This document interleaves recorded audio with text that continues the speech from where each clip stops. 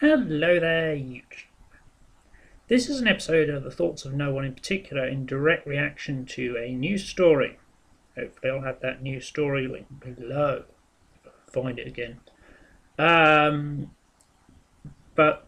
in particular, this is a news story from America about a potential vice president candidate. Now he's failed his president bid. Newt Gingrich is a potential vice president candidate.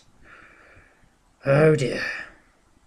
He's now proposing that Americans push for the Universal Declaration of Human Rights to be amended to contain the right to bear arms. I live in one of the strictest gun control countries in the world, the UK, and I can tell you, it's a great thing not having shitloads of guns around. Just for some perspective, Atheist Aussie did a video recently where he was attacking the US Libertine, who was spouting ignorance about Europe and the wider world, and he pointed out that among murders, in America, it's around 82% of murders involve firearms. In Britain, 8%.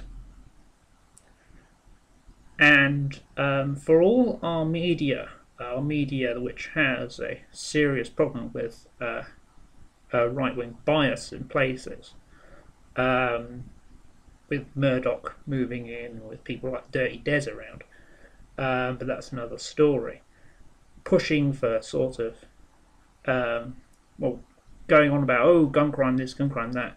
Gun crime is exceptionally rare. Whereas a kid getting shot over here, anywhere in the country, is headline news across the country. In America, that's a Tuesday. So it's not really big news when. So it's only really big news when there is some deeper dimension to it, and even then it can not be. Look at the case of Aaron Watts, which has got pretty much no coverage whatsoever, despite being it's not a private gun problem, but it's a police gun problem, and I will go on to explain that later. But yes, it's just ridiculous that a guy who actually openly said that he would ignore the United Nations and that he didn't want anything to do with the United Nations, now wanting to dictate to the United Nations what the rest of the world considers rights. And as far as I'm concerned, again, I live in a country where there pretty much are no guns, but a gun is not a right, it is a responsibility. And in the UK, there is some degree of private ownership of firearms, but it's very heavily controlled. You can apply for a firearm license, provided you have a good reason. And that good reason does not include self-defense. It will never include self-defense. You've got to have some kind of reason. You've got to be, for example, a farmer who's got to shoot things on land, animals on the land. You've got to be a historical reenactor who needs to have a firearms license to use his historical weapons. But other than that, you're not allowed it. And once you've got the license, it's not a case of you can store a gun wherever you like you can in a lot of places in the US. You have to purchase a secure gun cabinet, which has to be bolted to a wall, and it has to be secure, and your gun has to be in there at all times when it's not being used. At any point, the police can call all licensed firearms in an area in. This is very rare that they do this. Normally it's only in sort of deep rural areas when there's a shotgun incident, which is again extremely rare. But the effect of these strict laws, as I said, we have a very rare occurrence of gun crime. Occasionally there will be a scaremongering story saying, "Oh, they found a machine gun in such and such a place. Oh, there's all sorts of guns." Most of those guns will never be used. Even the criminally owned guns will never be used, because most criminals worth their salt know that if you walk around with a gun, you're attracting the attention of the very few police officers in this country who are armed. That's another great thing about gun control. We don't have to arm all our police officers. But the ones we do arm, we make damn sure they can shoot straight. And they know when to shoot and when not to shoot. We have had a couple of incidents where they have taken, but that's human error. That's regrettable, but that's human error. Most of the time, they are very professional units. They are better trained than most of the American SWAT teams, equipped about the same. They're better trained, and in fact, they do some training with our infamous special forces, the SAS. That's how well trained they are. In the so-called Death House, which is a live ammo testing training facility, indoor training facility. Contrary to its name, I don't think anybody's actually died in a training exercise there, thankfully. Yeah. So we have this culture where guns are extremely rare, gun crime is extremely rare, and despite all the attempts to paint it as otherwise by mostly American media, mostly right-wing within this country, we are perfectly happy with our guns over here.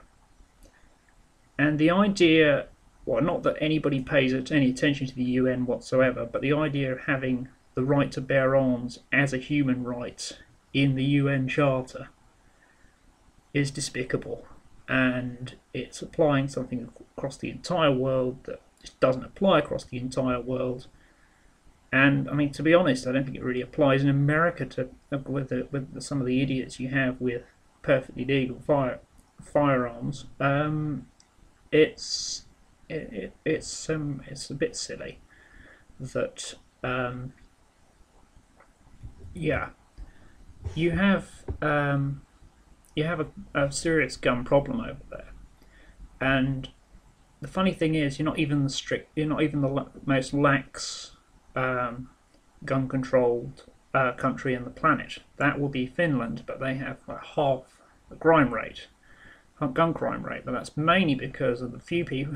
Again, because although you can get hold of guns very easily, most people are using them to get rid of marauding wildlife, which is on the decrease in America. There are rough areas, but considering most gun owners will probably be in the city, it's